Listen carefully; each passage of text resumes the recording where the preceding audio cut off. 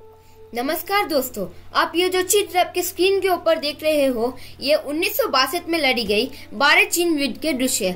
आप इन दृश्य को देखकर ही समझ सकते हो कि हालत कितना खराब है और भारतीय सैनिक कितना घायल हुए हैं।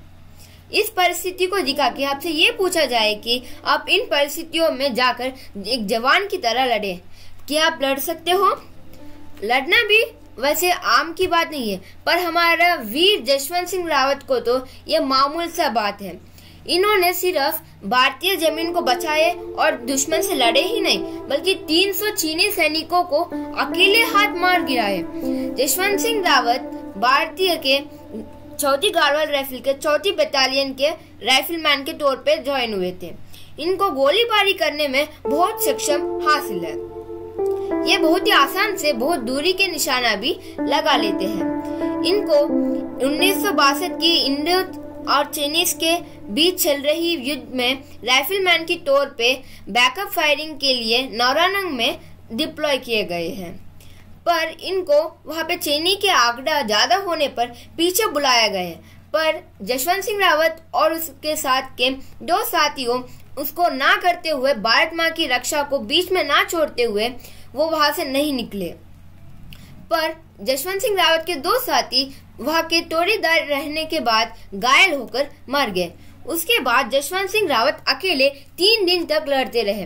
वैसे जसवंत सिंह रावत का ये वीर योद्धा करने की कोशिश देखकर वहां के 2 वीर नारी नीरा और सेला भी उनके साथ हो गए।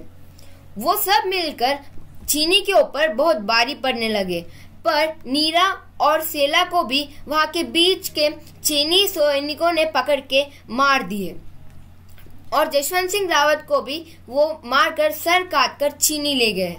ये तो हो गए जसवंत सिंह रावत की वीरता, शौर्यता और बात। अब हम ये देखेंगे कि जसवंत सिंह रावत के जीवन से हमें क्या मिलते हैं। जसवंत सिंह रावत एक वीर योद्धा है। ये कभी भी किसी समस्या से डरे नहीं, चाहे वहां पे कितना बड़ा चीनी आर्मी हो, पर वो अकेले अपने हम पे दम रखकर वो भारत माँ की सेवा और भारत माँ की रक्षा करने निकले। वो कभी कितना बड़ा चीनी आर्मी से भी डरे नहीं। वैसे हमें भी हमारा जीवन में कितना भी मुश्किल आए, पर हमें डरना नहीं है, हमारे हाथ में हाथ रखकर उसका सामना करना है। और वो हर एक इंसान के लिए इंस्पिरेशन है। हम भी हमारे जीवन में जसवंत सिंह रावत के तरीकों को अपना के कहीं सफल पा सकते हैं।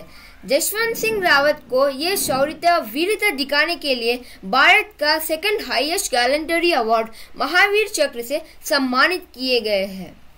मैं आज धन्य हूँ कि आज मैं आपको भारत का एक वीर पुत्र का वीर गाथा सुनाया हूँ, और मेरी जानकारियाँ आप अपने स्क्रीन के ऊपर देख सकते हैं। धन्यवाद। जय हिंद, जय भारत।